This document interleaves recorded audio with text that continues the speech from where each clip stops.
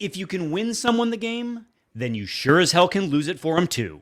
You're listening to Can't Read, Can't Write.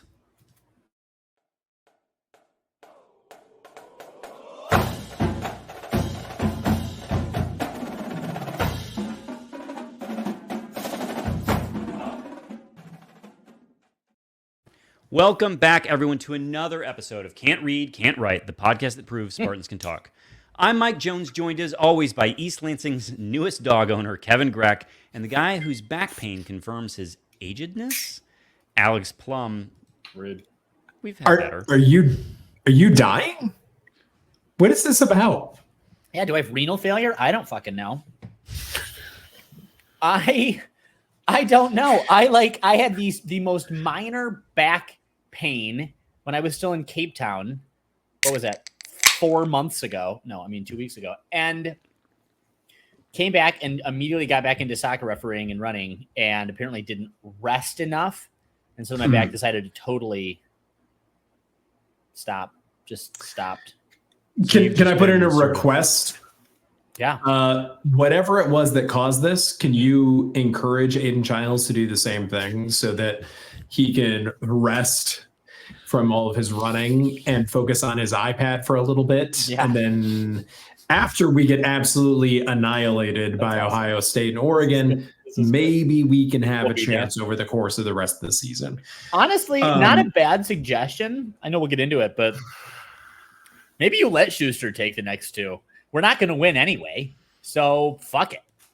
Is so far afield to suggest that maybe we would have won the game against Boston College if Truste was in there as a game manager? Wow. Is it possible? It's not Let's table possible. it. Let's get Let's into table it. You and I did not want a table. Number 15. Number 15. I felt like switch that thing last You really night did. at midnight. Jesus. That's got some heavy caramel, very boozy. Definitely needs a glass to open it up. Don't take it out of a mini. Ooh, it's even on ice. It's got some. It's got a nice caramel vanilla to it, but It's got a little burn, a little pep right in the step. Little pep. well, we did ask listener Mike Jones if what we should be drinking to get over the game, and he Under the circumstances. Mm-hmm. And he has us feeling. I drop top of my whip, that car driving make you feel some type of way. Yeah. All right. We, of course, want to thank everyone for listening to the podcast.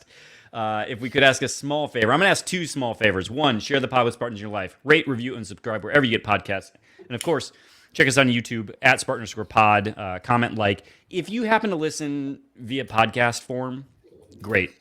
If you still don't mind going to YouTube and subscribing to the channel, that would actually be kind of a big deal for us. So if you don't mind, that would be a great favor.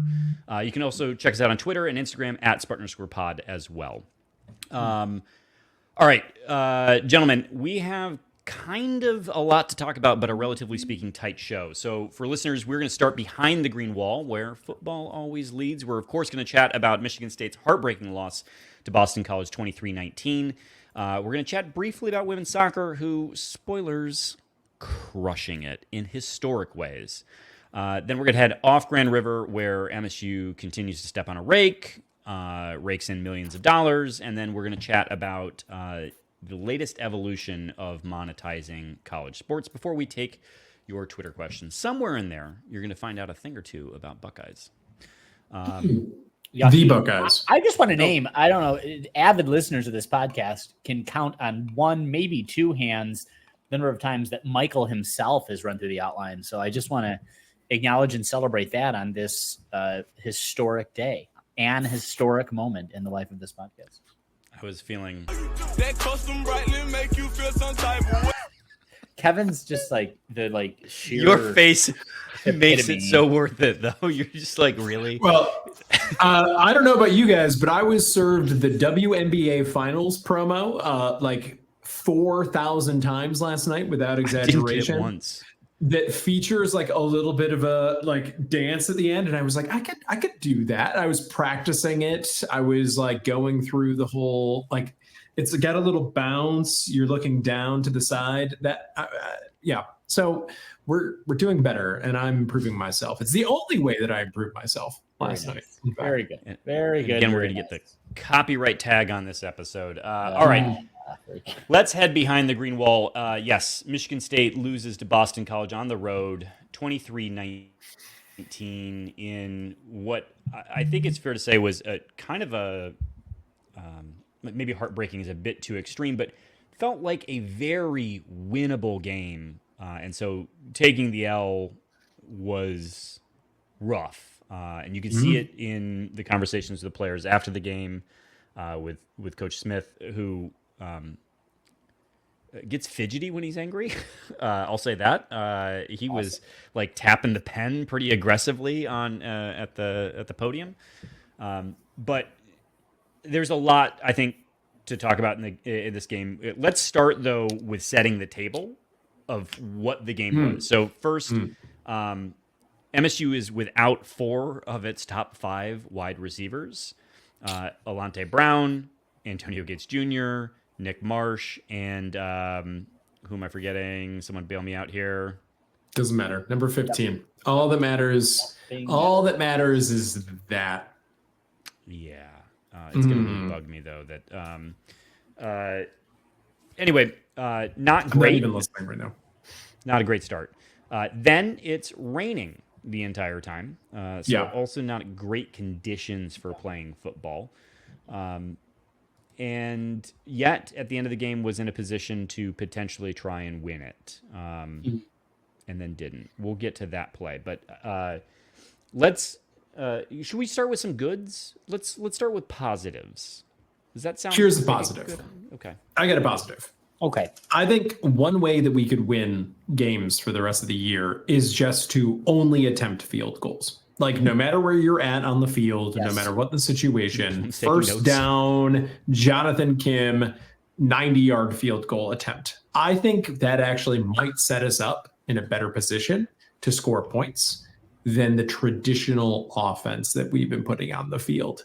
So that's my suggestion, is just Jonathan Kim does everything because he kept us in this game unbelievably.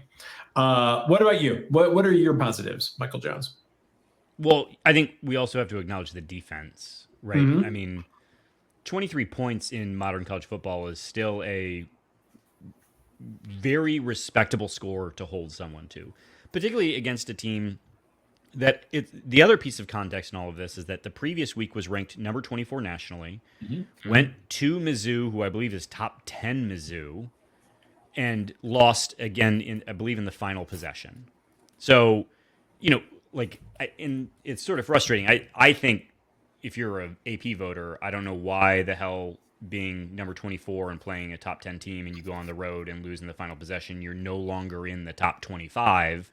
Well, it's worth noting that Missouri this week struggled against Vanderbilt, requiring overtime to beat them. So, yeah. Whomst amongst us hasn't. Have we ever played the Doors in anything? I can't think of the last time we've played Vanderbilt in football, basketball, anything. Certainly not baseball. Though God knows. I could remember the last time we played BC in football. We were all it was nice of the broadcast to remind us how long ago that was multiple times. Thank you, guys. Appreciate you. At all. But have we not played them since, what was that, 2008? 17 years ago is what they told us multiple times. Which Jones, I was at that game. Realize we were all were there. Oh, you were there too? Oh, I don't remember that. Yes. Yeah, my dad was there. I think it was as I recall, it was the Champs Sports Bowl. Yes. And I only remember that you could text the scoreboard and people from Michigan State were saying all sorts of wild things about Ryan Leaf. And they didn't know how to stop it. They're like, text your comments. We'll throw them up on the board. Nah, that's just not a thing that stadiums not any form of engagement that they do anymore. I remember Goldschlager and Coke, Jonesy. That's how far we've come to number 15, which is Mr. Mike Jones got us on this. Early Times Bottled and Bond. Oh, Are you guys familiar with this? no. No, Oh! I will say, if you really like that sort of caramel vanilla note, it's pretty nice on that front, but it is boozy. It's boozy. Yep. I would prefer any of the other whiskeys I think that we've tried from listener Mike Jones over this. But if you like a boozy bourbon, this one's $20. So reach for that baby. All right, I'll say for $20, it's not bad. Yeah. Like, Yep. 100%. It could be. This is a really good $20 worse. bottle of whiskey. I'm 100%. rounding For the flavor down. notes. It's 22, 23, something like that. I mean, which we used to does drink matter. Kevin Kessler, so Well, I brought it up Goldschlager and Coke. So, yeah, that's where we're at. I just watched the Always Sunny where they do celebrity alcohol. They're pitching the Breaking Bad guys, and Charlie is making Nickelschlager. and he has to go throw up because he has nickels in his stomach. Anyway, My Lord and my God. all right, we've gotten You know far what? afield from this game. This is Yeah, how much we really- don't want to Bro, talk about the hard It's things. so much more fun, though, than I was talking just about saying this so Boston much, College game. so much better. I don't know. I mean, I'm glad, I guess, that you're asking for positives, Kevin, because I, don't have a lot. I will say that this reminds me that he's a sophomore and he is a child. He's, what is he, 12? Is he 13 yet? 19. He turns 13 Everyone- soon. He was 2 the last time that He we played can't Boston legally, College. he can't legally drink, but he can't even legally smoke, probably. Can he drive? I don't know. These are the questions. And I just think you compare, I'm going to give credit to Matt Sheehan, who said the same thing, I think last night or this morning. Where we are today is night and day from where we were 1 year ago at this point. And so I want to hold on to that because I still think we're seeing monumental progress in what is a relatively short time. Progress across eons, is pretty radical, but within time is so incremental. And I think what we're seeing for this team feels radical, not incremental, in the way that we would expect incremental progress. And it is also, that can be true, and Aiden Childes can be responsible for some pretty dick-headed bumblefucks, which he was just they were aplenty. But he's got to learn. He's got to learn at some point. And I will say, the last thing I'll say about this is I'm willing to give him as much leeway, again, within reason, assuming we continue to see some incremental progress. And maybe you guys have thoughts on whether we're going backwards at this point, this early in the season. I don't know. As long as he stays with us for at least 2 years. And if he doesn't do that, then he will be guilty of Max Christieing us and he can go rot in hell. Okay, that's what I'll say. Which would be unforgivable. Well, he unforgivable. has to stay with us for at least 2 more years, unless he transfers. Fair, right? Yes, but that's all. So if I may, to Mr. Sheehan, and I do appreciate that he's trying to bring us in to, considering everything that has taken place in the program. Yes. Mr. Sam down at Arizona State in his last game against Texas Tech, formidable opponent, I would say, sure. on the level of Boston College. The Red Raiders. Yep. The 22 completions on 38 attempts with 1 interception. So 58% completion rate, 1 interception. Mr. Childes, 48% completion rate, 3 interceptions in his last game. And that 3 is generous. It should have been something more like 1,000 interceptions, basically every time he pulled up to throw. But it will be 1,000 interceptions on Saturday, it turns out. Yes. Considering that this program had no quarterbacks at one point on the roster. Well, it should have had one of those quarterbacks you just talked about. But anyway, yes. Correct.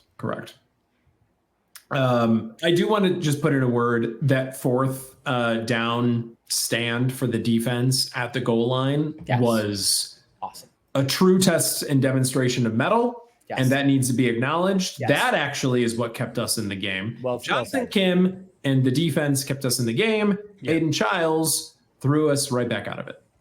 Yeah, 292 yards of total offense for BC. Like, that's good. Like, really, that's good. We should be happy about that. The defense is, and we flagged that as a thing going into this game. Is this team for real on defense? I think it's fair to say yes, they are. Particularly, what I was really impressed with in the second half was Castellanos. Their ability to contain him and stay disciplined in their rush lanes. Like, you saw guys not even like over pursue because they're like, no, you're not coming this way. And it was, I mean, the defense was fantastic. Am I the only one that whenever you hear the word Castellanos, you just think of one specific moment in radio broadcast history? Or the fact that he seems to homer whenever there is a major tragedy that happens. It's uncanny. Greg's looking like he's not familiar with this bit. Oh my God. I don't know what what was the broadcast announcer that would he say the N word or something? Or no, you say faggot? The F word. The F word. Well, I can say it. So everyone can fuck off. Kevin, and I can say it two times. You get. I gave you an extra one, so you gotta wait. But you've got to say one of them on the podcast. Yeah, you're going to say one on the podcast. That's exactly right. Yeah. At any rate, though, but no, he says on the podcast, or he says on the radio, and then like keeps going, and then like later on after the break, he comes back. He's like, "Well, I said something, and it doesn't really reflect me." And Nick Castellanos hits a hitter, and it is out of the park, and he is and then goes back into his apology after. And so there, as he rounds the bases, I just I reflect. And I probably won't be back. I probably won't be back on this on this mic. So anyway, I can't. No one ever talks about Castellanos. So I'm like, all I hear is, and Nick Castellanos. We'll find that clip for you, Greg. It is. No, I've seen this. I just whiffed on the Castellanos part. Yeah, I can't unhear it, and I know nothing about sports, including our own.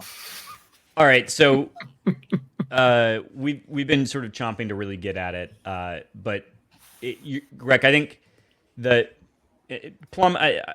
Let's start with your point about the incremental progress. There are things that you can see game to game that are getting better. Yeah. The touch on the football at times is getting better. At times, there are other times that you wish he'd done a different throw than the one he did. I'm trying to think of. There's one that he tried to sort of drop over the shoulder. I think it was on Foster. That Foster was wide open and he could have hit him on the front shoulder, right? Like, normally he throws bullets, and in that one case tried to put touch on for a much harder catch. But all the same, we're seeing some development there. He continues to be great at throwing on the run, which is wild because the pocket, it's problematic when he doesn't get his feet set. He's progressing, but to Greg's point, it could have been 6 picks in this game. Mm-hmm. We weren't far. 5 certainly was a very real possibility in this game. And he had 0 touchdowns, but he could have had like 3 or 4 of those. There were some like schemed wide open wide receivers that he either missed entirely or he didn't prioritize in his reads. So to me, it's not just decision making, which like the end of the game is a decision-making problem. It's also like an accuracy issue.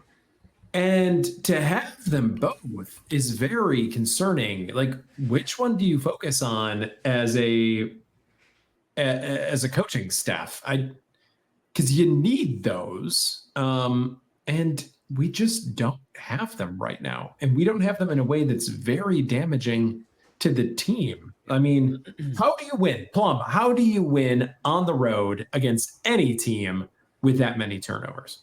You can't. On the fucking road, are you an imbecile? Self-evidently. I don't know. I mean, I know you're teeing this up. But my point is, no, absolutely not. You can't. I mean, if you can, it's on the fucking strength of Jonathan Kim's leg and that alone. Or the other team fucking up as much as you did. Well, Yeah. I mean, and it's rainy. I mean, let's remember that it's rainy, but you're going to have rainy days. You're going to have snowy days. You got to be able to play through it. And part of this is repetitions, it's experience, it's having enough time behind the ball. I love Nate Carter. That you both love Nate Carter. We want the best from Nate Carter in this program.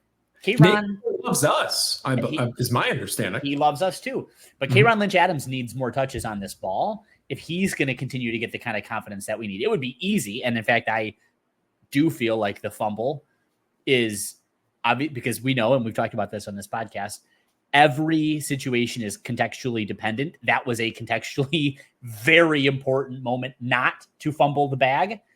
And he did. And we lost the game. So, and you can point at multiple examples, but that one particularly was not the one to drop. Well, okay, true. And get the kids some more touches. Like every fucking handoff to Nate Carter is really wonderful, and there's more here. So I don't know. There are pieces that this team hasn't had yet. Boston College was the 4th time that Aiden Childes has started a college football game, a D1 college football game. It's just the truth. So yes, I'm going to join the chorus of many who are urging patience as long as we're seeing incremental progress. I think we're continuing to see it, but I think this was the reminder that Aiden Childes ain't shit yet until he is consistent. And until he is consistent, he is just going to be this thing, and he's getting too much money to be this thing. So we're going to have to continue to see more. And the next 2 weeks are going to be a slog for that young man. They're going to be deeply humbling. They are probably going to be humiliating. But if we can see what that looks like in terms of a test of resolve and we see fewer of these errors, I know we're going to lose, but God help us if we can't afford to lose with 5 or 6 interceptions. That level of humiliation doesn't work. We have to be able to lose with some sort of dignity and again that incremental growth. So speaking of real quick though, the thing that concerns me long term, I can see Aiden Charles getting better at more accurate throws, to your point, Greg. Like I can see his footwork improving, getting better. If it was a matter of like picking sometimes he picks the wrong receiver. I could see that getting better over time. My concern though is that I don't care who you are. That throw to end the game, what the fuck were you doing? That is not a missed a defender because he was double teamed. Right. Like there wasn't a prayer in hell of that pass being caught. Like what were you thinking? And it's sort of like some people drive fast and get speeding tickets. And does that mean that they stop driving fast? No, absolutely not. Right. Like, I worry, and I would happily be wrong. I'm rooting for Aiden Childes. For anyone who's mad at me for saying this, like I do this in my free time because I love Michigan State so much. But like, truly, I worry that that sort of personality trait is not going to leave him. Because he's played a lot of football. Like I know D1 or not, what were you doing? That's not advisable under any scenario at any level at any time. Yeah. So like that's the piece of this that I just like. I don't want to pour water on the entire Aiden Childes experience, but Greg asked the question about, and Aiden Childes has a higher ceiling. He should be playing. I'm not suggesting that Tommy Schuster should be starting because we do want Aiden Childes long term. But Tommy Schuster, I think, maybe wins that game. If we're not in the NIL era and it's not Aiden Childes, rumored $1 million man out there, is Tommy Schuster the starting quarterback? And Aiden Childes is like, he's a springy upstart under the old man Schuster down at the Riv. Like I'd put good money that D'Antonio, if D'Antonio was coach, I'd put good money on that. Yeah. Touchdown Tommy's not coughing the ball up. Right. I think a game manager quarterback probably wins that game in Chesterfield Hills or whatever it's called. Chestnut Hill. Buckeye Hill. We talked about personal growth. I'm experiencing some personal growth over here. Tell us more. 2 weeks ago, I said that if you thought Aiden Childes was a running threat, you were deeply racist. I was humbled by that. He proved me wrong the next week. This week, or last week, we were told he's a dual threat quarterback. I disagreed with that. Now, I'm willing to accept that he's a dual threat quarterback. You're calling him Lamar He's a Jackson. threat. He's a threat to the opponent with his legs, and he's a threat to our team with his arm. Dual threat quarterback. And I, Mr. Childes, would like to be humbled once more, please. Continue to humble me. Continue to prove me wrong. Chip on the old shoulder.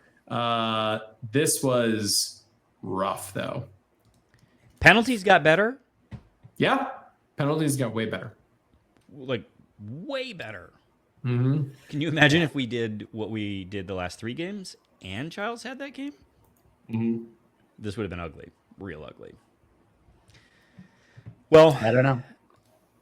I guess, Glover. Glover's the other wide receiver who was out. Though I will also say this as it relates to wide receivers, though.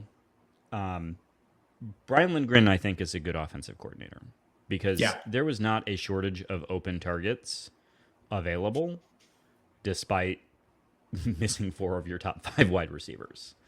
Yeah. So we're not complaining about scheme on this podcast at all. Yeah, though I did see during the game after Childes threw his second pick or near pick or something like that, I just tweeted out, can I say something without people getting mad at me? And the replies started coming in, and someone made the comment that, oh yeah, are you also tired of Brian Lindgren and his insane passing window offense? And I'm like, what are you talking about? The number of times that I see Aiden Childes pass up a wide open receiver in favor of a terrible decision. Lindgren's offense, I like it. Just because we can't run the ball up the middle, like, that's not his fault. And I think he runs it the right amount up the middle to maintain that as a thing you need to defend against. But unlike Jay Johnson, also runs outside zone so that, we can actually gain some yardage.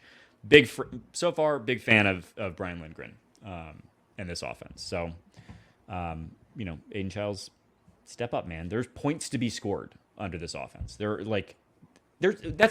We lost the game. We lost this game. I don't think BC won it. That's the points on the board. We coughed it up when we had a game gut check time. Yeah, that's true. The lesson of Mark D'Antonio is just don't screw up. You can win a lot of college football games by minimizing your mistakes and capitalizing on your opponent's mistakes. That's the D'Antonio approach. That's the Ferentz approach. You Tressel. Can get Tressel. Well, Tressel ball was a whole separate thing. But to get to the floor of where this program should be, which is 8-4, 9-3 at least. Yeah. Just do that and it'll happen for you. But we have a team that's not doing that right now. Yeah. Just don't fuck up. Yep. Well, anything else we want to say about this game? No. Bowl eligibility. Are we feeling better or substantially? I don't know why I asked it that way.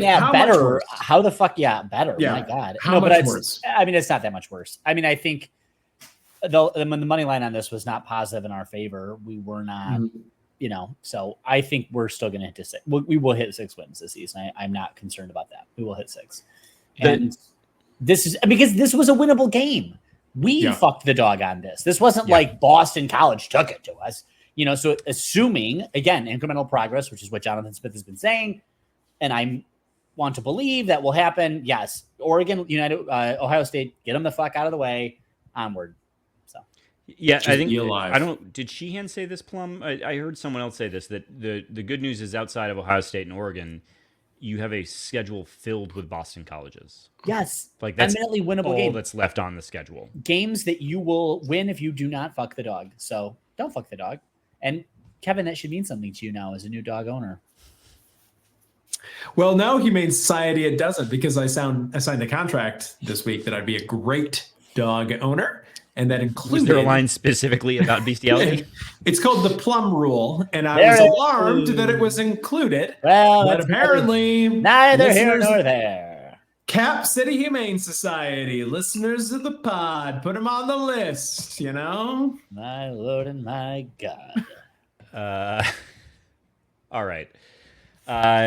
Let's chat real quick about the Buckeyes. We've been speaking plenty about them. Kevin, I know you have done a lot of digging, so let's get into it. I've been doing so much digging on the Buckeyes. Like a squirrel would do? Well, you know, honestly, one of the things that I've learned about the Buckeyes, they make it sound like the Buckeye is some kind of like noble tree, like it sits in a grove and it's incredible. It's like Americana. Bro, the Buckeye is basically a glorified shrub, is what I have learned in 15 minutes of research. Okay. So the Buckeye, of which there are multiple, we are primarily talking about the Ohio Buckeye, but there's also the yellow and the red Buckeyes as well. These things are ornamental trees. They're little baby trees that can't even stand up to like aphids. There it is. It's pathetic. Wow. Okay. And then they run their little thing about like, oh, every All-American gets its like All-American elm tree. No, it's a shrub. And it's like a gnarly little grove of just awful plants. And how one could ever end up naming yourselves after this is an indignity. I hope, you know, there's like emerald ash borer and there's like Dutch elm disease and all those. Of course. I'm rooting for the aphids on this one. I think we can do Rooting for without the aphids. Buckeyes. Yes. This is great. This is really great. Bring on the aphids. I will say that apparently, and I've never seen this, but apparently Buckeyes do have like a nice yellowish hue during the fall, but like so does everything else. So please die. You are a glorified shrub. We have no use for you. That's good. Awful. It's truly awful. So, listener, in addition to subscribing to the YouTube channel, if you could also bring in a bag full of aphids to the game on Saturday and just release them, that would be fantastic. Have you been talking to Jason about this? Because this is feeling striking. Is this a conversation that you have at home about aphids? Oh, no. This whole summer has been defined. His garden experience was decimated by them, and his opprobrium for them is, I would say, in some ways stronger than mine for Max. Yali? Injured athletes generally. Did he Generally. spray underneath the leaf? I haven't had an opportunity yet. Tell me when it's my turn. I want to know when I get to go crazy. It's coming. All right. Let's move along and chat a little bit about just a quick touch base with the women's soccer team. They just beat Penn State, I believe, earlier today. 1-0. That's number 9 Penn State. And in case you were curious, that was to be expected because that's your number 5 MSU Spartans. And it was at number 9. It was it was in Happy Valley. Sad Valley now, it turns out. This is huge. The best previous program start for the women's soccer program is 1989, 1986, 86. The year we were born. And then that was tied with 2009. I was born in 2000. I don't know what you're talking about. Oh wait, Jonesy's our Zoomer that we just kind of keep around. Yeah. My lower back pain calls bullshit on that. Wait, real quick, as an aside, they were interviewing the players before the BC game about the red bandana thing. And one of our players was like, yeah, I was born in 2000, so this game means a lot to me. And I was like, what does it even mean? Wait, hold on. You guys, it was the red bandana game? No. The one that we just played, that was the red bandana game? Exhausting. No At any rate, this program's best start in 2009 and 1986 was 9 games, and We've won 8, we've tied 2, but that still makes 10 undefeated games. And so that is a record. So excited for that. Excited for another win against Ohio State. I think Wednesday or Thursday they play, the 26th. When is that? Thursday, I guess. I think we host Ohio State. So this women's soccer program is exciting to watch. If you can possibly get yourself to DeMartin Field, you should do it and enjoy this program. If you have any girl or young woman or old woman or any kind of woman or man, it doesn't really matter the gender, but particularly women's soccer, people who like that, just go there, support the program, and just show them the excitement of winning, and particularly at Michigan State. I think this is fantastic. And I can't say enough good things about Jeff Hostler. Just, my God, what an absolute dude. So celebrating him and all of the women. I mean, let's not, sorry, I don't mean to celebrate Jeff Hostler over the women who are winning the games. This is about the women winning the games, and we celebrate them first and foremost. And but also I am excited for what Jeff is bringing to the program, and obviously empowering these women alongside them to do for themselves, and they are. And it does seem like they're getting a good amount of fan support, but it could be better. You should get out there. Get out there. You know what? Tell you what, if Grooch can be boots on the ground in Howell, Michigan, he damn well can be boots on the ground at a women's soccer game. I'm going to one in the near future. Which one? One to be named soon in the near future. I'll have to look at the schedule. I do have a question, though, for you, Plum. Yes. As someone that knows women's soccer in the Big Ten, Jeff Hostler, if he continues to be successful, is there a threat that we could potentially lose him as the head coach? I don't think so. I got to tell you that, and I could be wrong. I mean, I will. I mean, let's just say I am wrong, because I'm routinely wrong, particularly on issues I know little about. Big Ten women's soccer is about as high as you're going to get. You maybe a Duke or a UNC or one of the really top paying SEC programs like, I don't know, Alabama or Georgia, tries to get him, but I can't imagine him. This is a Michigan guy. He's local to the state. He's not like, the money that exists, they're probably not leaving. If there was an issue, it could be like the women's national program, getting him to do like the women's national team. I can't remember his last name. Greg something or other was the Michigan women's coach. He came to the University of Michigan from the U.S. women's national team after he'd been fired. Par for the course for U of M. Yeah. That was never reported on. Interesting. Well, I mean, when I say fired, they're always fired. I mean, no national team coach ever quits. They wait until they're released.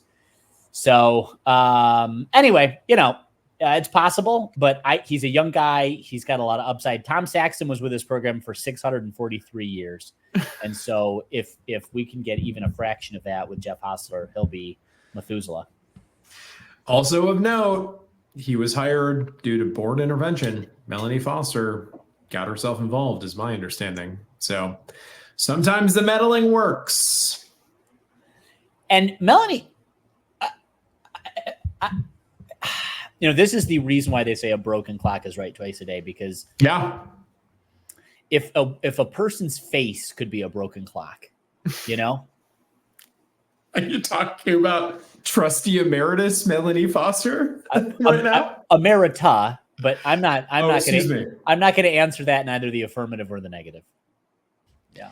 All right, we're gonna move on. After we spent all the time talking about the male coach of a women's sport, we also were disparaging a woman for a women member. Okay, yeah, we're allies, just allies. We are progressives, voting for Kamala. Woo! Yay! Let's support a women-owned business and chat about Mama's Mercantile and Eatery, which wants to let you know about their MSU Game Day specials, which is a Go Green olive burger, which is a half-pound locally raised beef, cheddar cheese, house-made olive sauce, lettuce served with fries and dipping sauce. They got $3 domestic bottles. They got buffalo chicken dip, hand beer battered onion rings.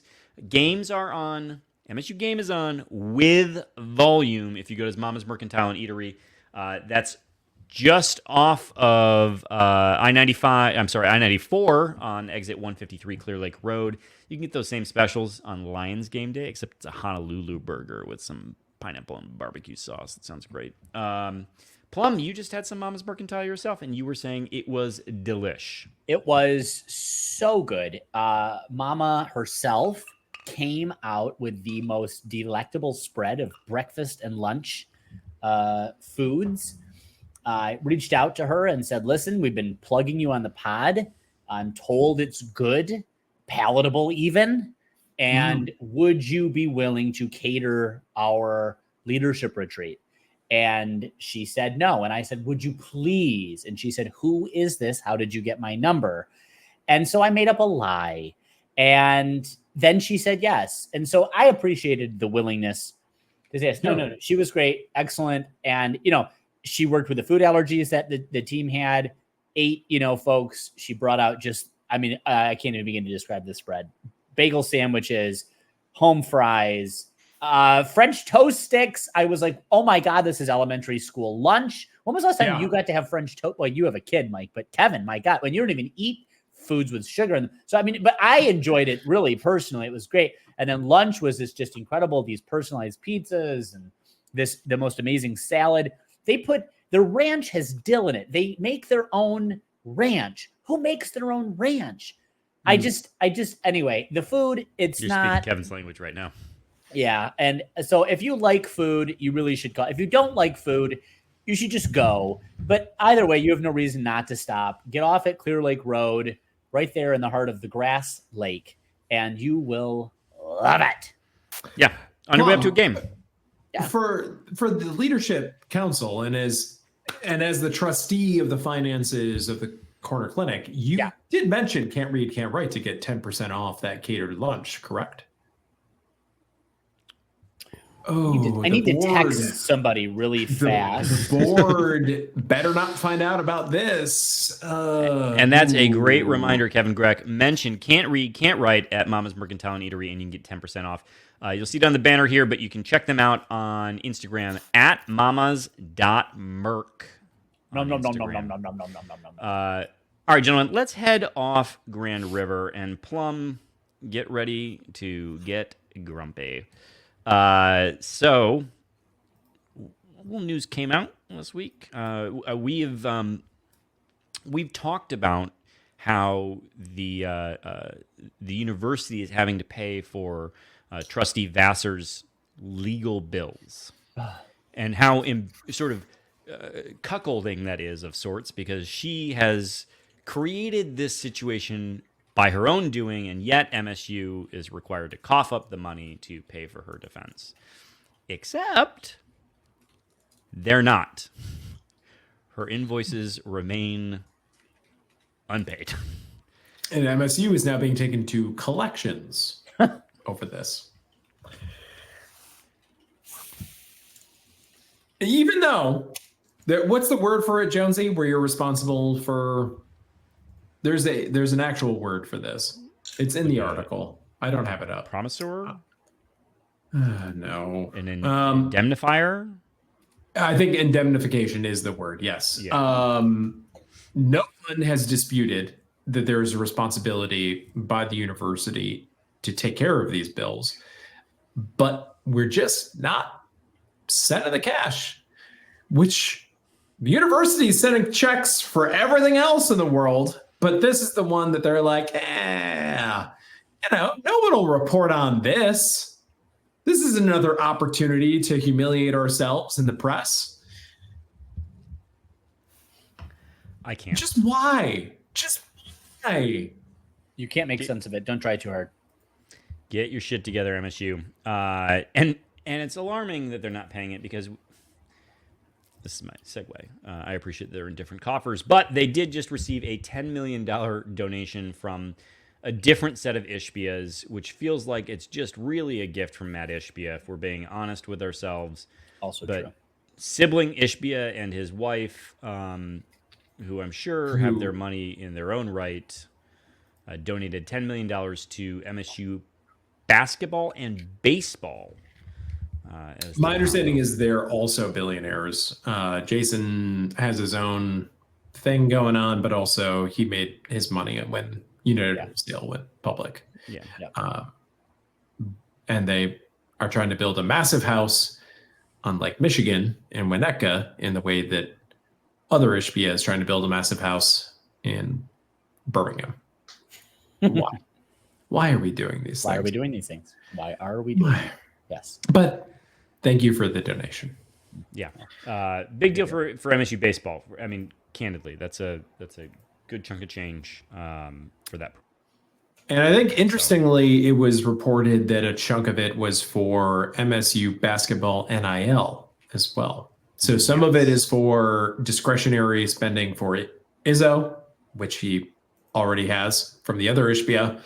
But then a chunk of it was for MSU basketball NIL. So when Graham Couch was on this podcast and said that MSU basketball NIL might not have quite the funding that an Indiana or some other programs have, I would be interested to know, and we should kind of find out, does this close the gap on that? Yeah.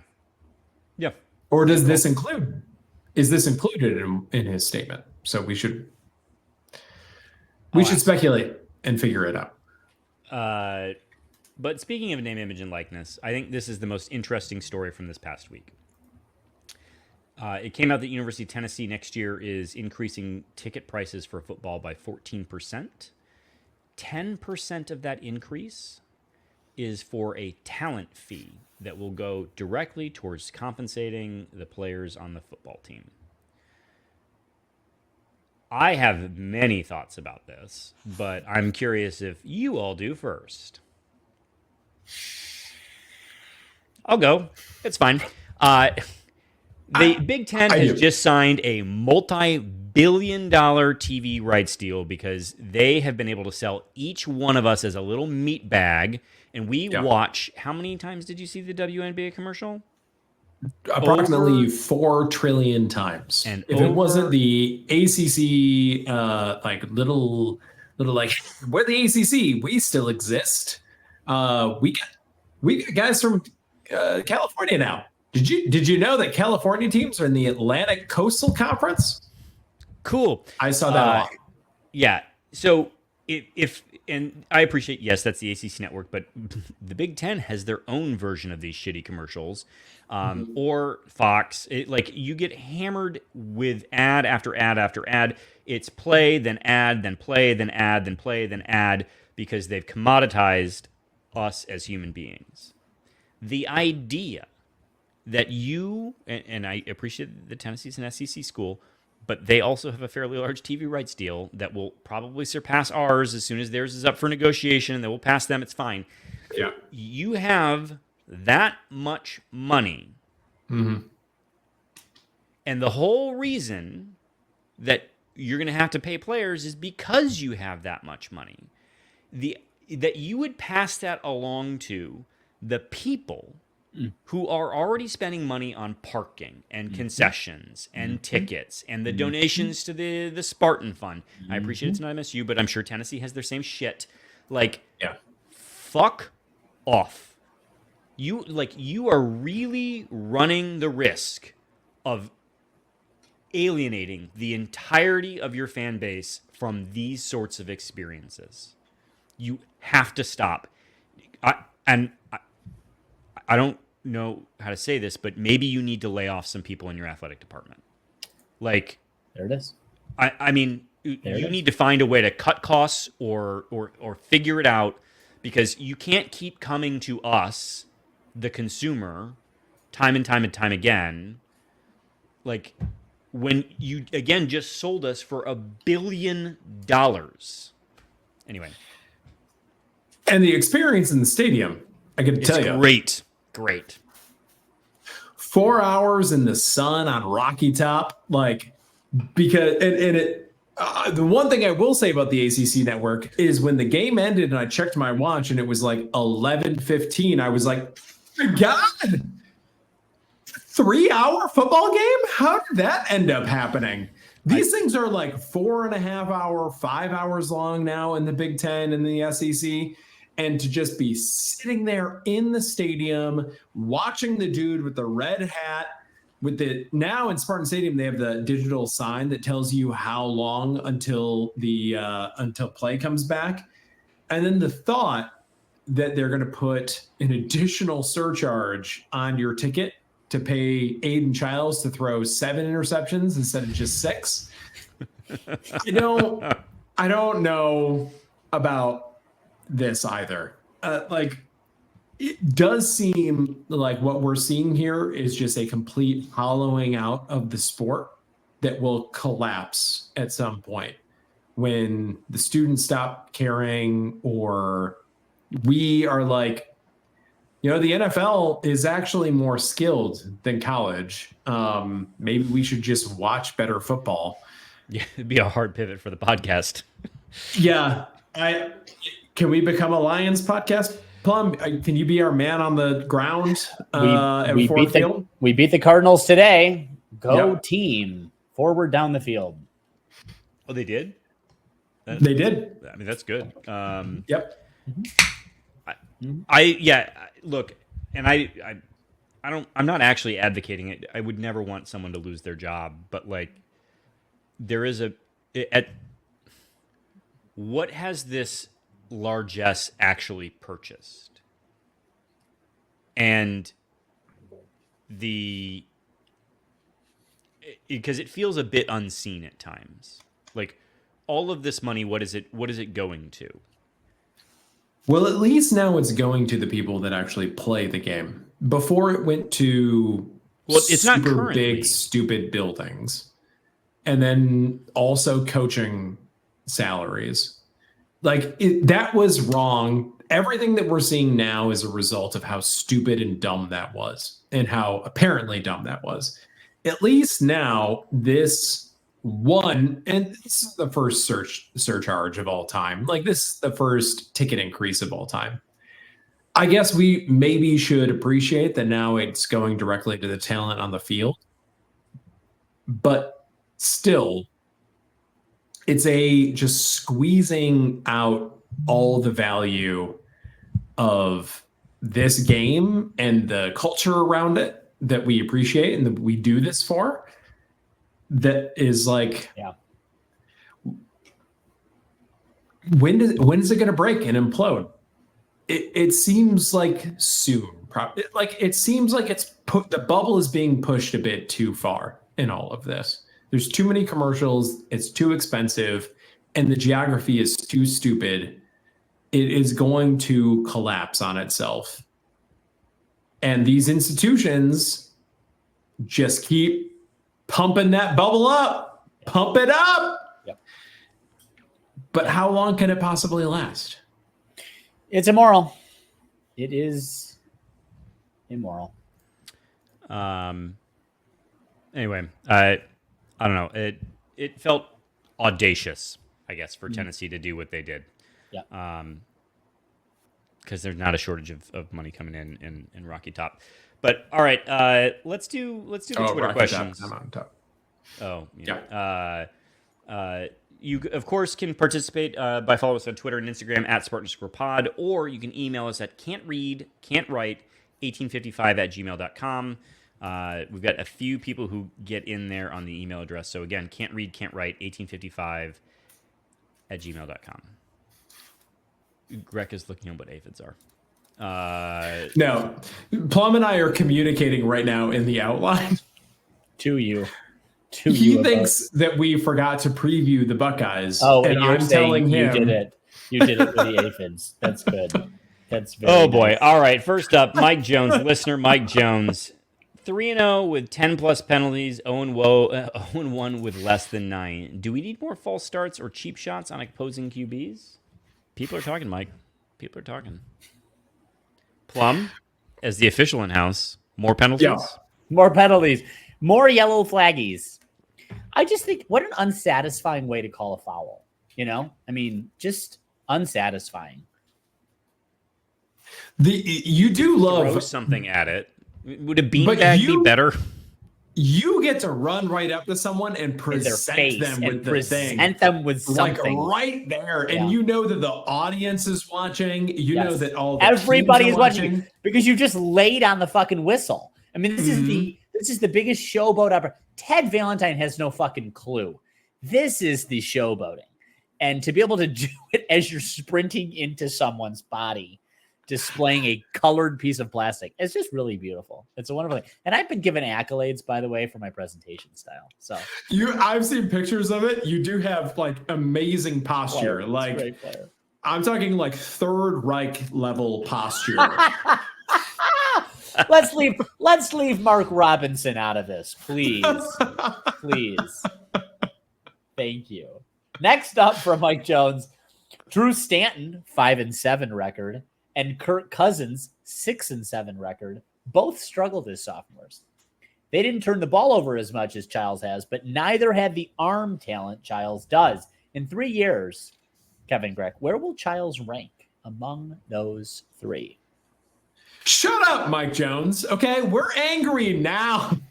I also, Mike Jones, bring Drew Stanton had to context in deal this. with John L. Smith. You want Yeah. context? Like, fuck off. This is dumb. Wow. Correct. Okay. I think that's unfair. Great question.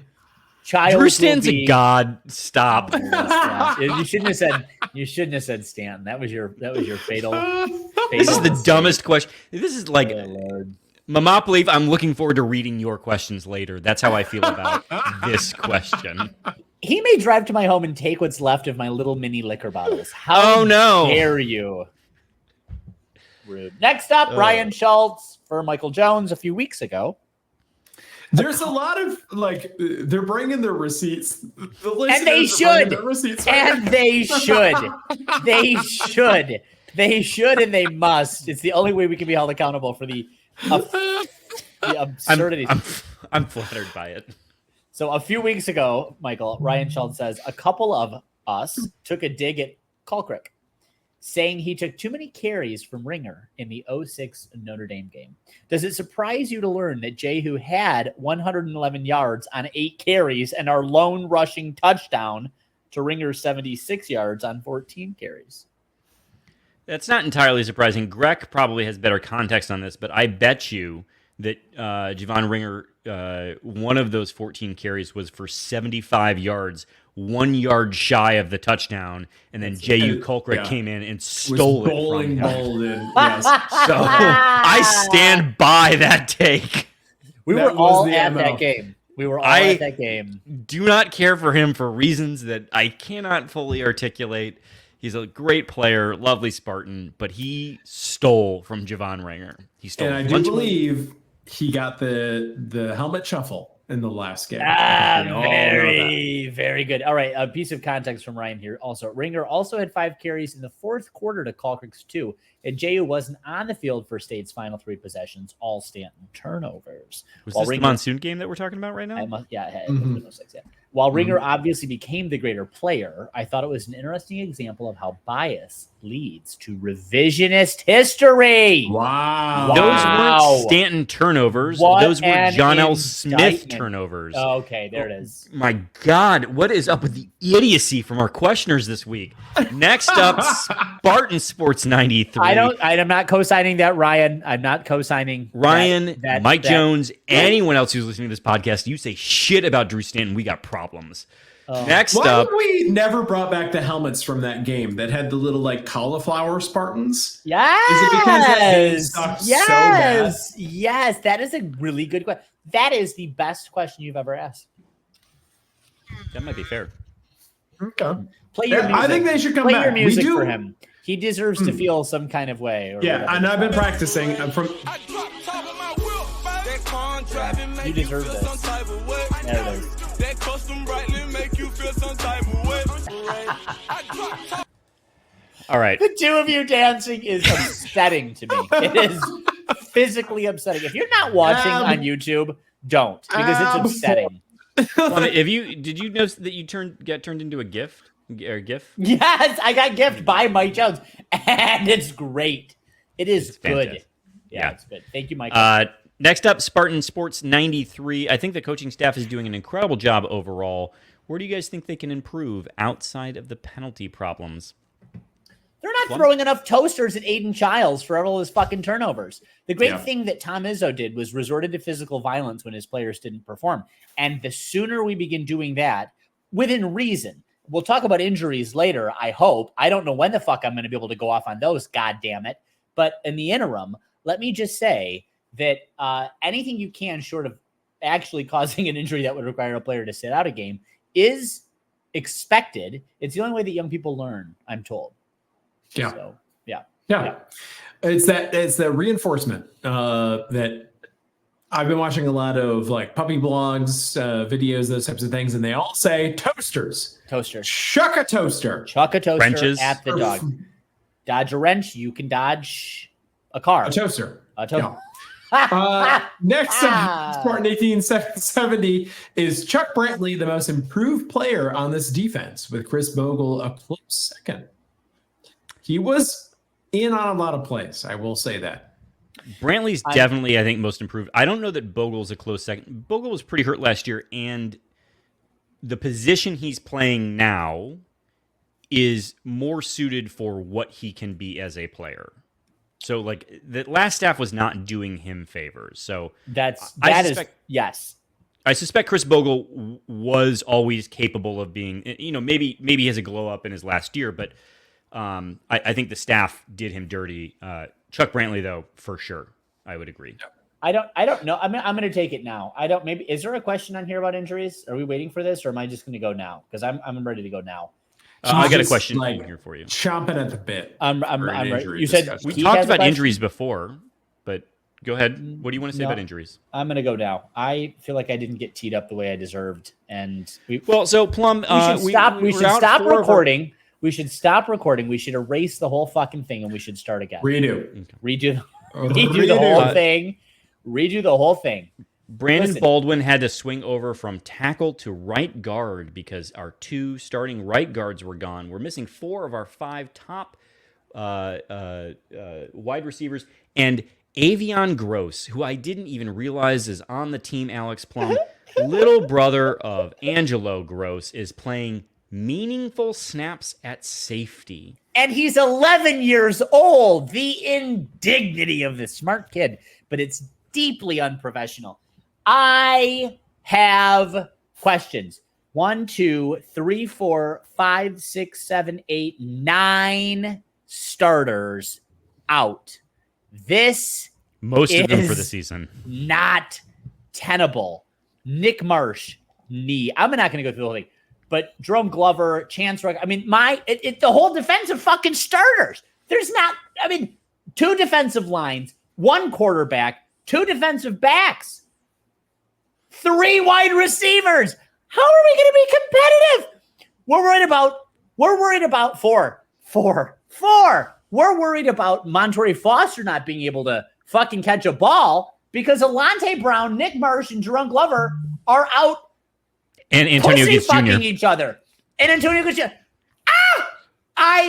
Who, what, how? How many years do we have to experience this? What has happened? This is unbelievable. It's not believable. It's happening, but I don't believe that it's happening. I don't understand how it can be happening. Is there someone, do any of you know of another FBS Division I program that has experienced the number of injuries year over year your Michigan State Spartans have? So there's actually really good data on this, and so the anecdote here is that in 2015, it was in Dem Hall.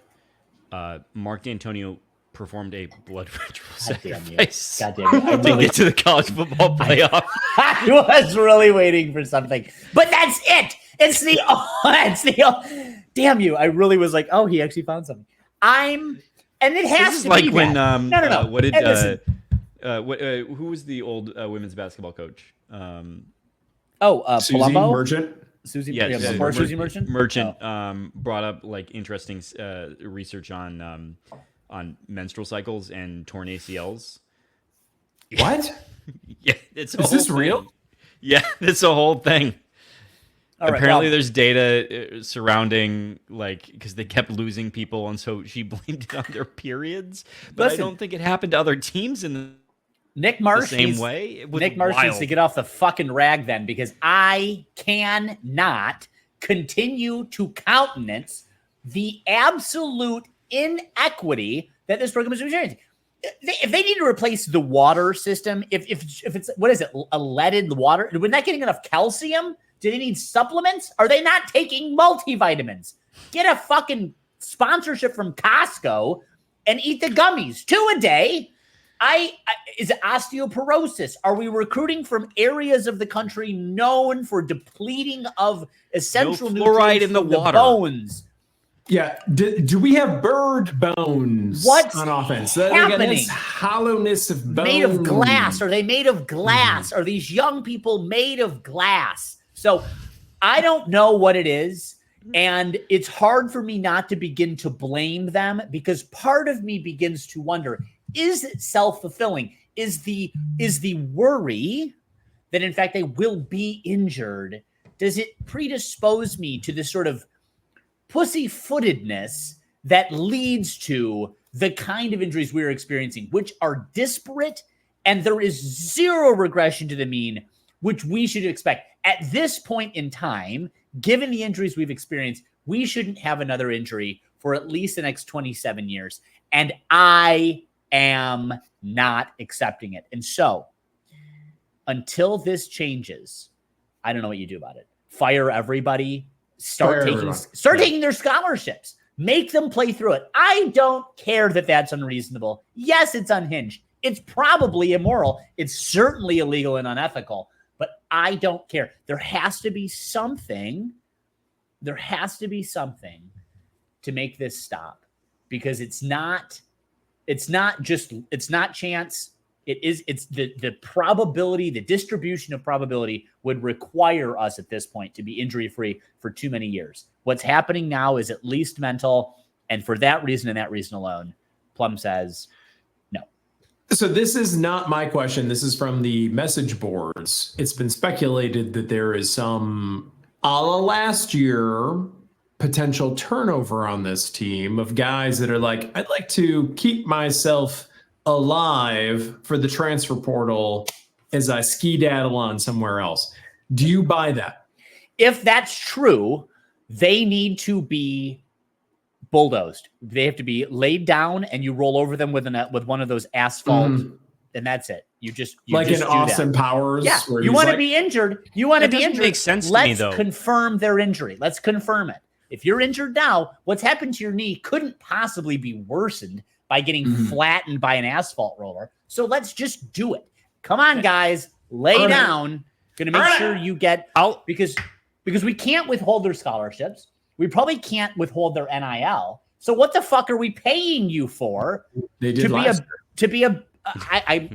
I'm withholding some language, unlike me, but it is upsetting. It's very upsetting. And so if this is true, if any of these guys are going, I'm driving the asphalt roller after them, and it'll take a long time, but I'll do it.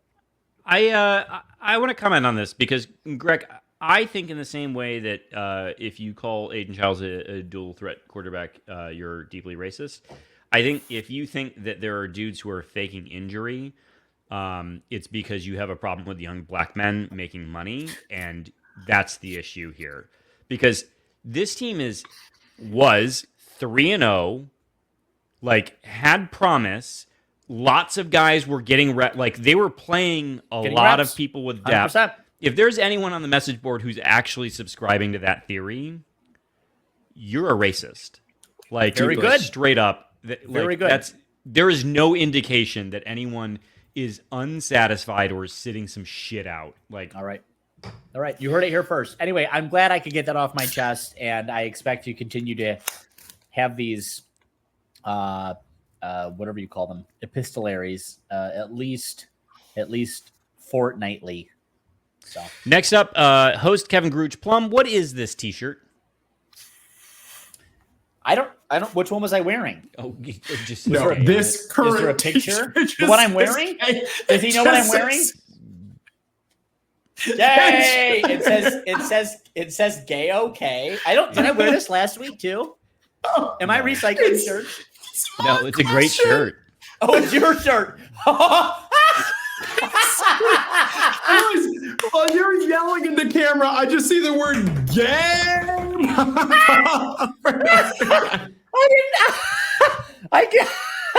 I didn't even know that. I didn't listen when he was like, host Kevin Grooch writes. I literally was like, who's the listener? How do they know what I'm wearing? Oh my God, I'm so stupid. You know, it literally says gay okay, and it is a mouth. Hold on. I'll make this a shout out though. If you are gay or bi, or, Can I wear it? Or well, yeah. I mean, yeah, anyone can wear it, Michael. You know, but no, or an ally. You know, which Yeah, Michael, what about Johnny allies? Glick voice Michael, that you're capable of doing. on your Michael on your best days, you are an ally. You've got to lean in. You've got to touch him. You'd be like, Yeah, you best days. best days. No one's and who's heard of you, Michael Jones? I don't know. You've got a Johnny Glick. You've got. I'm very good at it. No, it comes intuitively. No, but Very good at it. very good at very good at it. Why are you so good at it? So off the rails. My friend Nick Banuska is the purveyor of an online T-shirt and other. Don't give it out. He can sponsor the pod. It's fine. All right, we'll have him sponsor the pod. But that's where it comes from. If you want to know, friends, send me a DM. Slide into my DMs. All right, next up, Spartan 18770 for Michael Jones. I've got to ask the question so I can get off the mic for a minute. Michael, what realistic goal should the team have against Ohio State? Maintain your stat line as it existed against Boston College. Like I was going to say, survive. You know what's really frustrating is that if you look at the team stats against Boston College, we did better. Like in every single category. Yeah. For the most part. Should have Including won the interceptions. game. Yeah. Next up, Spartan 18770. Why is the backup QB the most talented player on every team, and why can't their coaching staff see this? It's not an unfair question. I don't know. I guess that's maybe it's self-evident. Of course, the backup QB is always going to be the best player on the team to the person who doesn't want the starting quarterback starting. So, I don't know. Yeah. QED. All right. Next up, Munfield Keg. I don't know if we've heard from Munfield Keg before. Yeah, it's been a minute. All right. No, we've had Munfield Keg before. We've heard from the MFKer themselves. Yep. Well, welcome back, Kevin. Because it is the era of the junior-senior QB portal fix, is the crazy part of the fan base just really unfair to Childs? I know the interceptions are bad, but do you remember our quarterback play last year? If Carter catches that ball in the end zone, this could be a different story. Yes. And I think we've covered this okay today, Munfield Keg. But it is a fair point. I even brought up Sam Lovett. Have we yelled at Carter enough for that, though? No. You can. You should, please. I mean, there were multiple touchdowns left on the field. Multiple. Yeah, that's fair too. But in that moment, it was I mean, those points, like, fuck. That one hurt. Yeah. Just the bobbling, just like watching it bobble onto the field. Next up from Grandma Coonge, how much money can I pay you right now to answer 0 of Thomas Mbiasi's questions? No malice, just like chaos. Plenty of chaos on this episode already. Well, I don't know. I'll take some money. I'll take some money. It would take surprisingly little money. Oh, you would live it. Thomas, you're worth so little on it. Truly, and we appreciate it. But we're sorry, but we are in a hard up position. Yeah. Thomas, you know what? You know what the better thing is? Thomas, how much money would you pay us to override Grandma Coonge? This is it. This is the question. Not unfair. All right. Well, until I see some money in my Venmo, Thomas asks, Michael, why does so much of this fan base seemingly refuse to be patient with a team, staff, etc., that has only 4, and in parentheses, the numeral 4, games under their belts. I get that the loss sucks, but let's be reasonable here. As an aside, there is not a single piece of writing that will piss me off more than doing duplicates on your numbers. Oh, yay! Thomas, I do this a lot. The Oxford comma is 1B, but 1A is doing the word and then the number. Did you know this? What? This is news to me. You don't like the Oxford comma? No, Yeah, I love the Oxford comma. No, I love the Oxford comma. Oh, You're saying omitting the Oxford comma. Omitting the Oxford comma. Yeah, there's no reason to ever omit. I got a hot flash. Jesus Christ. I got to cool down. Here's when you write the word out and then the number, and then particularly when you're swapping drafts with someone, inevitably there becomes two different numbers, and it is no bueno. But anyway, Thomas, you don't care about that. You should stop doing that though for the rest of your life. Unbelievable. It will bite you someday. You'll look silly for it. You'll look silly for it. No, you'll look stupid, but it's fine. Torn apart on a podcast is not looking silly enough. Unbelievable. Anyway, Thomas, to answer your question, apparently I'm very not reasonable as it relates to this game because I'm taking it out on you. I'm fine with the team, generally speaking. I'm fine with the staff. It's one player in particular that has not played. There is a common theme about one player who has played exceedingly not well routinely. Yeah. And he is just 13. He's going to have his quinceañera soon. It's fine. But the fact of the matter is, I need him to not, with 40 seconds remaining after successfully completing pass after pass after pass, huck it inexplicably into double coverage in the back corner of the end zone. That's just stupid. It's dumber than using duplicates as it relates to numbers. Oh, so he brought it back. He brought it unreasonably ad hominem, just fully unreasonable. And I am sorry, Thomas. It's because Thomas knows that we love him deeply. But Thomas, seriously, don't ever do that again. Next up from Thomas Zambiasi, Greg, what would be better?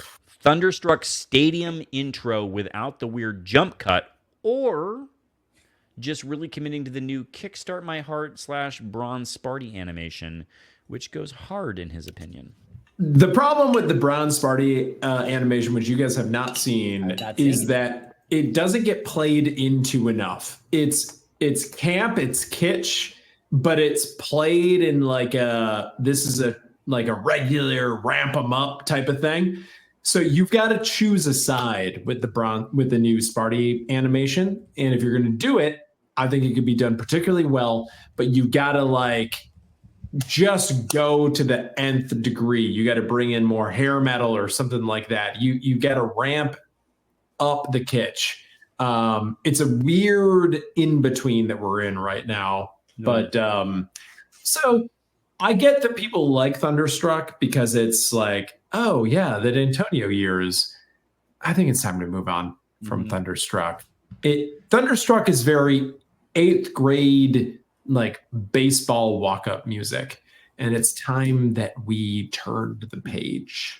I'm not sure if I'm ready to co-sign that yet. Yeah, I'm not sure if I'm ready to co-sign that, but I appreciate you taking on that risk. Next up. That car driving make you feel some type of way. I know you do. That custom brightly make you feel some type of way. I feel like now we're going to get flagged for sure. Yeah. It's over. It's over for this episode on YouTube. You deserve this. And how dare you? Because I gave you one already. Kate Wall.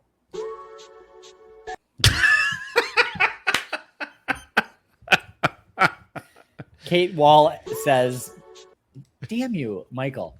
Thank you, Jordan Hall. Not a question. I just wanted to make sure you guys say it now in case you didn't say it earlier in the episode. I don't think we said it earlier in the episode. We talked very little about the defense for how well they played. I tried very hard to get us to talk about it. It's not unfair considering that over half of them are fucking dead, apparently, on the fucking injury list. Kate Wall is specifically referencing that on that 4th and goal play. It was Castellanos running outside, and Jordan Hall just stuffed him at the 1 yard line. And so for that, thank you, Jordan Hall.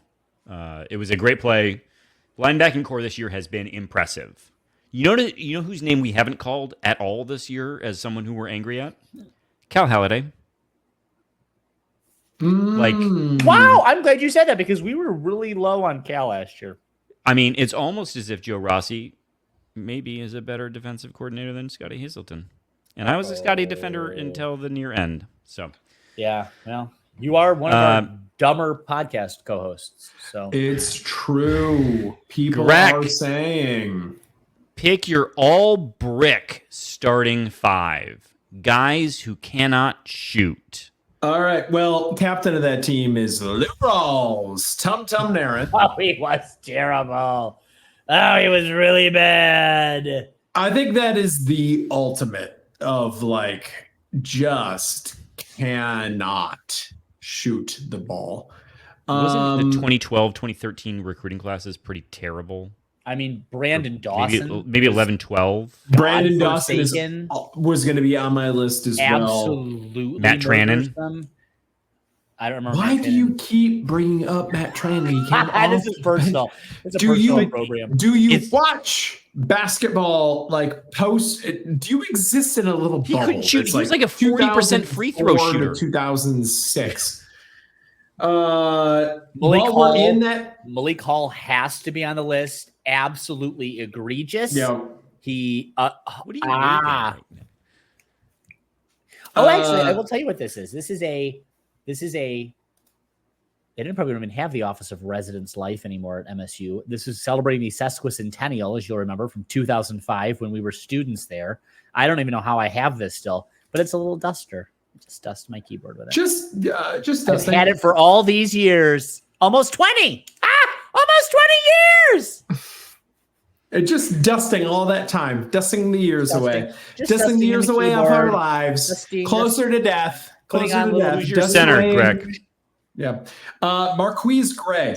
Do you remember the 3-game window where Marquise Gray only thunder dunked and he went like 10 made shots in a row and people were losing their mind? And I was like, he is only dunking the ball and not doing anything else, because when he attempts to do anything else, it just flies into the 15th row of the zone. Marquise Gray is the center on this team. Forgettable name. Just absolutely forgettable. Who's your 4? I don't. Davis. Deonta Davis. I know that he got drafted, but I remember a lot of bricks out of Deonta Davis. So there's your team. There's Kate. I think this is something we should reflect on. Yeah, we did best on the bricks. Yeah, team. On the bricks. I'm not even ashamed by it. I don't think we should be. I think this is something we should lean into. I think we remember our hatred more than anything else. Next up is Eames. When will Plum teach Childes how to gently caress the balls and give it soft touches on passes that need it? Probably 3 walk-in TDs left on the board. Eames. I'm like, do I know this person? It's possible I do. It's John Ibibibibib. Oh, John Ibibibibib. Maybe it's a boy. Oh, that's nice. Honestly, gentle. It's true. Caress, maybe. I just think just cup the ball softly, right? It's because you need some pressure, but it's an invitational. Well, pressure. Nate Carter needs to get more firm. Also, would you agree that when you're running, you should use 2 hands on the ball? Listen, whatever it takes to coax the ball to its final position, right? Which is one of climactory joy. That is that's what we're looking for. Which is tucked up and in. In and out. Yep. Next up from Beth Amaro, Yep, to Plum, of course, because she doesn't have to say it. We know these are to Plum. It's for me. We've got a seemingly insurmountable uphill climb next week. If you were coach for the day, what out-of-the-box things would you try? Just because it probably couldn't hurt, but might tell us something valuable going forward. Don't bring up the asphalt equipment. Flea flicker every single play and all of them to Montori Foster until he redeems himself. Yep. Okay. Yep. Every single play. And then next from Beth, you'll be happy to know a tough loss couldn't dampen the spirits of hundreds of Spartans attending an epic watch party at the Wasted Grain Sports Bar in Scottsdale. Scottsdale? What? Blast, she says. Now hoping the Lions can send me home tomorrow with a win, as they did. Well, they did, Beth. They did. So safe travels from Scottsdale. Michael, have you been to the Wasted Grain? That's a great name for a bar, by the way. I don't. My folks always hung out more in. I can't remember it. Doesn't matter. Call Diane. Call Diane after we stop recording tonight and ask her. Canyon Creek? Canyon Creek? Canyon Creek. I don't know if any of that's right. Matter. All right, next up. Thanks, Beth. Hope you're home safe. I would like to know what airline you fly. If it's United, but it's probably United. D-Wags. D-Wags. Newish? Newer? Mm-hmm. Been a long time. Okay. Good memory. Wow. This one. Look at Michael. For Michael. What criteria do our coaches give kick returners? When should they come out of the end zone, especially backups? Is there data that says how often a return gets past the 25? So I think, D-Wags, I'm kind of with your question here on, because I've often thought this even about when you're returning outside of the end zone and just fair catching, because sometimes it feels like they don't even get to the 25 when they do that. But I suspect, I don't know for sure, but I suspect that the data is more about drive probability. And drive probability of scoring a touchdown when you start from the 25 is not particularly high. So the thought is, my guess is that the difference between the 20 and the 25 on your drive probability of scoring a touchdown or even a field goal is about the same. So why not take the shot at more? Because if you don't return the ball, you can't get past the 25, right? Like that's the farthest you can go if you fair catch or you take it in the end zone. So if your drive probability of scoring a touchdown is roughly the same between the 20 and the 25, then you might as well return it and hope that maybe you get a little bit farther down the field. You're sort of pot committed of sorts. But I'm with you on the same question. I don't know why Lynch Adams took it out at the end. Like, I'm guessing that's where this question comes from. I have no idea why. It may be because D-Wags was on our team chat when that happened. You said one of the truly most vile texts of all time that I was blushing, like the things that came out of your mouth after that you typed into a phone. It was like I had to take my phone and put it off to the side. I went to church after that. It was just a lot. Next up from CV Bagel, Plum, tier list for ball activities. I just read what I wrote. It ended with Bencham. Yeah. That was the only part that we can say on the podcast. Yeah. Next up from CV Bagel, Plum, tier list for fall activities to do with your spouse the next 2 weekends. Not in a negative way, just a great chance to stack some bonus points. Listen, I'm a fall purist. So for me, fall is anything between 50 and 70 degrees. And so this north of 70-degree weather is upsetting to me. Mm-hmm. It is not fall enough, and I am annoyed by it. I need to relocate somewhere further north. I'm sure East Lansing isn't experiencing what Detroit is, but we're not going to dip lower than 77, I think, this week. Oh, last week was in the 80s, but this week we're comfortably in the low 70s. We're like, my understanding is that we're mid to upper 70s. It's very upsetting here in Detroit. Yeah, quite quite horrible. At any rate, Okay, come on up, bud. no, I'm going to come on up. up. We're coming up. We're coming up. We're going up. So, listen, the answer to this is pumpkin patch. Go find a pumpkin patch. They're not hard to find, and they're never that far. You should, in Michigan, you're no further than Find an hour a beer away. garden. Well, that might be a little harder. But it is Oktoberfest for certain in Deutschland right now. So, yeah, get a good stein of beer. Go to the pumpkin patch. Get a few gourds. Remember, you're going to want to research online the right mixture of soap, water, and cayenne pepper to douse the fucking pumpkin with. Because if your squirrels are as bad in your neighborhood as they are in mine, they'll just absolutely decimate them. The aphids. And the other thing I would say is, the corn mazes are great. If your partner likes to do spooky things, a haunted house or a haunted hayride, which is a little more accessible. So, and hot cider, just make some hot cider while she goes to wherever, or he make some hot cider on the stove. And when they come in, the bonus points you're going to get just on the olfactory optics alone, worth it. Well, Mulled wine. Worth it. Sure. It's a little late November for me, but Okay. hot cider. Hot cider is like hey, do you want to upscale your tailgate? Throw a little cider on the grill and Done. baby, we got a stew going. Next up from Beppe Plum, career interview with a student. She said she plans to be a Chick-fil-A manager. I said in Spanish that she could not use bad words or they would fire her. She yelled in perfect English, "Miss me with that bullshit. Kids, my rant of the week. I give up and need some clouds to yell at." Honestly, she shouldn't aim so low as Chick-fil-A manager. She should try to be a fucking Chick-fil-A owner.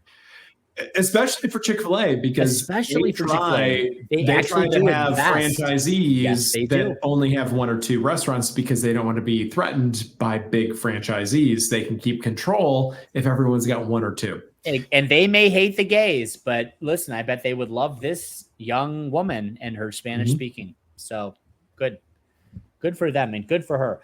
All right. Beppe asks, Michael, I used to teach a lot of kids from Finland.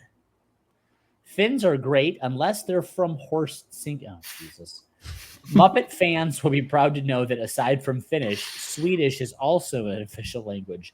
Borg to Borg. Did I win Plum's language game yet? Need to get Nick. Just say whether he won your game or not. Yeah, you won my game. You won my game. Bonus advice: do not fumble on the one or throw multiple interceptions. You are now ranked number 7, but not in the way any of us hoped. This is a ranking of teams with most turnovers, but LOL, number 1 on the list is Auburn. Peyton Thorne. Who got benched? Who got benched? Yeah. What I love, hold on, can we just pause? Earlier, someone asked us about Stephen Levitt, as if we should have been looking to Stephen Levitt to get us out of our quandary. Sam Levitt? Sam exactly. Levitt. And that's my point. But that is the point, because everyone was looking beyond Peyton Thorne. No one thought Peyton Thorne was the solution. And this question really drives that home. Love it. All right. Here it comes. I'm asking Michael Jones this lovely question from Monopoly. Michael, do you really think that the new, beginning this 2024 season, referee-initiated 2-minute timeout rule is creating more comeback opportunities? I don't know. I haven't seen that narrative pushed. I don't know. That's Monopoly. You're gonna be shocked if you hear me say this. Other than you're a positive for beginning this 2024 season, this is a well-crafted question and a good question. I love that you started to call it a positive. Like, it didn't need to be there. It was annoying, but otherwise, Monopoly, great question. I don't know that it's a little bit early in the season to tell. This would be my thought, is that we are largely, most Power 4 teams are playing garbage teams. And so it's too early to tell. I think we will find ourselves looking at college football potentially longer term throughout the season and saying, oh, did it feel more exciting? Though I do worry that we'll just anecdotally point that back at the 2-minute rule, and there won't actually be. It's going to take a while to get data on that. So Let's stay with you, Jonesy, on this one. From Mamopoly, if quote you end quote initiated an official quote podcast quote 2 minutes left timeout rule, would that then create comeback opportunities for some of your followers? Question rankings. Mamopoly, I don't know what the fuck you're doing here with this quote around podcast. Is this not a real podcast? Is that sarcasm? Like, what is that? It should be. It should be. And she's not wrong to say that. Oh, no, I also like that she fair. put. I also like she put you in quotation marks. You. If you. Like, what does that even mean? Anyway, so we did this early on, Mamopoly. I'm surprised you don't remember. Our first couple years doing the Twitter question competition, right? We made the last week count for like 50% of the score. It was really a "what have you done for me lately" scoring method. So we kind of did that. I don't know what sort of TV timeout otherwise we could do. We would need more sponsors for that. So we're going to stick with you, Jonesy, for a third question in a row because I want you on the record for this. From the Protect Jerk guy, who on this year's basketball team will be Plum's Max Christie? Who will get the ire? Call it now. All right, so I got to dig deep on why Plum hates Max Christie so much. It is the expectations that we had of Max Christie, that he did not deliver on them, and then also left. Yes. No one will be able to do that. No one will achieve that level of ire because there's no one on this team that's capable of that. Who we have that much upside for. Right. Remember, his utilization that year was like through the roof. He was utilized more than anyone else on that team. The most likely culprit, if we're using that paradigm, would be Xavier Booker, but I don't think that will happen. Right. Xavier Booker may well leave this year with okay numbers, but we'll also remember that Jaren Jackson left with okay numbers. They weren't crazy, but like it was just time for him to go to the league. So, if the question is who will Plum hate this year, it will be Jaden Akins. Yes. It is true. Xavier Booker is going to piss me the fuck off a lot, but Jaden Akins is the one who can really get me to the Max Christie level. Because the expectations are on Jaden Akins, which he's asked for himself. Yeah. For him to be the guy. And look, things can change. It was early in the season, but we watched we saw what happened in Europe. I have questions. Yeah. Next up from the Protect Jerk Guide to Plum, will Childs end the year with more touchdowns or interceptions? And I'm adding to this, keep in mind that as of this moment, he has 4 touchdowns and 7 interceptions. Oh, Jesus. Fuck. Oh, fuck. It's got to be touchdowns. It's got to be touchdowns because if it isn't touchdowns... Can we have a conversation about this? Like this is a fair point. No, it is like, this point. Is why I'm tired of the he's 19. Stop. This is not okay. Then break one of his arms. This is through the easiest part of the fucking season, and he failed. Like I don't know why it's so hard to say. He has tremendous upside, extreme talent. But can we say? Well, we're all saying that. I mean, I think he's been bad. Yes, people jump on you if you criticize. Like he's also making probably $1 million+ a year. Yes, so it's okay to talk shit about. Yes, 100%. Yes. No. The children are no longer immune. No, let's be explicit. They're very much no longer immune. He's been bad. He has shown glimpses of excellence, but he has, in the aggregate, been bad to the point that it is fair to say. And again, I am not suggesting Tommy Schuster should be playing, but holy fuck, if Tommy Schuster was playing, we wouldn't be having this drama. Well, it is possible. Last up, Kevin. Certain of it. How do you answer the question though? Was it touchdowns? You're I saying think you it's went touchdowns. touchdowns? If it's Okay. not touchdowns, we have a serious problem that will involve an asphalt flattener. Kevin, last up from Upper Deck Dirt Guy. How do you think Kerr Tang will do with the exhibition against Northern? Oh, It feels like he's calling his next Gabe Brown shot.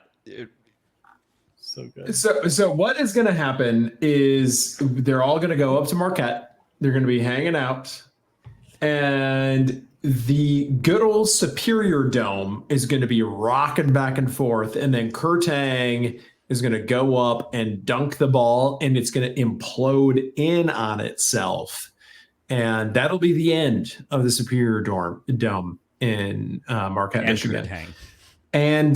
But the entire team and all of the attendees will emerge. It'll just be the end of the dome. So, Very good. Kurtek. Next up, Mr. Nautic Pants. Is Aiden Childes' development inevitable? Is he truly going to become more consistent, or is he going to produce highlight reels for himself and defensive secondaries alike? Mm-hmm. Kevin, you weigh in on this because I feel like we've heard from Plum on this. I've said it. You. I mean, right now, I'm not seeing the vision. I think that it's going to be hard. It's not inevitable. No, I don't think it is. I think you can be a gamer. I think you can make accurate throws. I think you can make good decisions. But I think to not have any of those and then to gain all of them over time, I don't think he's ever, right now, he doesn't look to me to be like a guy that's going to just like will forward. I think we're going to be lucky if he turns into a guy that wins you 2 games a year. And we were promised more than that. But and I'm going to, again, knock on wood, rooting for that to not be true. Again, happy to be wrong. Would like him to become a dual threat quarterback in a different way than what I said earlier. Next up from Mr. Neurotic Pants. When I realized Jonathan Smith, 45, was a year younger than me, was it a good time for a midlife crisis?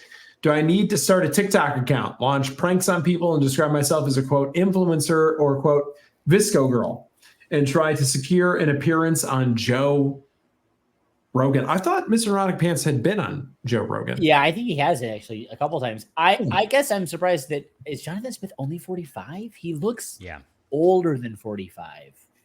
He's certainly got a dad vibe about has him. A full I would have put him at 53, 51 to 53. 45. It's not in the face for me. It's in the manner. It's in everything. Yeah, it's in everything. I'm surprised. Yes, that was fair. MNP. Very, very sorry, Raymond. Last up from Raymond this week. This week in Spartan Nation, Jonathan Smith's son brings home a report card, to which Dad replies, well, there are some good things you've done well, some things you could improve upon. We have some things to clean up.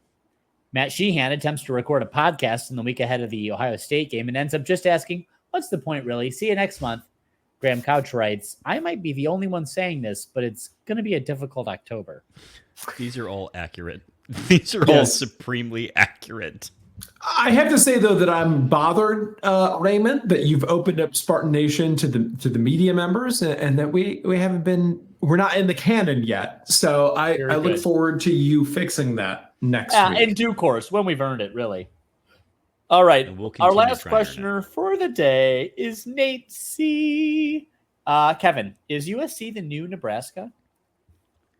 It was really troubling that I had to root for USC for the first time in my life on Saturday, and they let me down because, good God, that was such an imminently winnable game for them that they just pissed away. Yeah. I didn't see any of the Illinois-Nebraska game, but again, good God.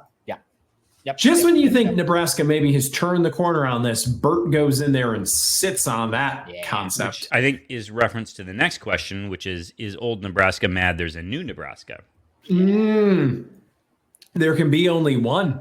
There should be a Nebraska off that takes place. But Nate C, this is a good point. I'm glad that you brought this up. And then finally, have we all come back down to earth yet about this team? I think probably yes, if you were to measure. I don't know how high we ever got, though. Yeah, that's fair.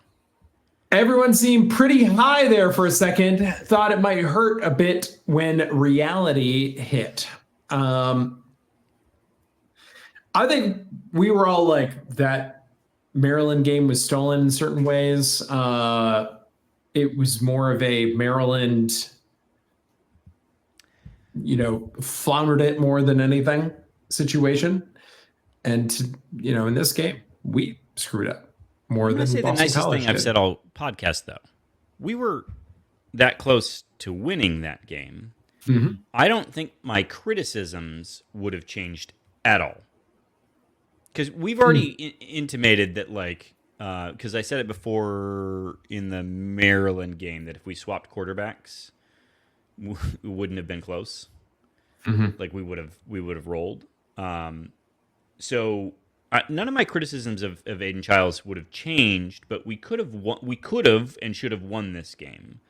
So I'm just angrier now because I do think there's enough on this team's schedule that are winnable games in the same way that this BC game was a winnable game. So the one thing I don't want to follow Nate totally into the bud.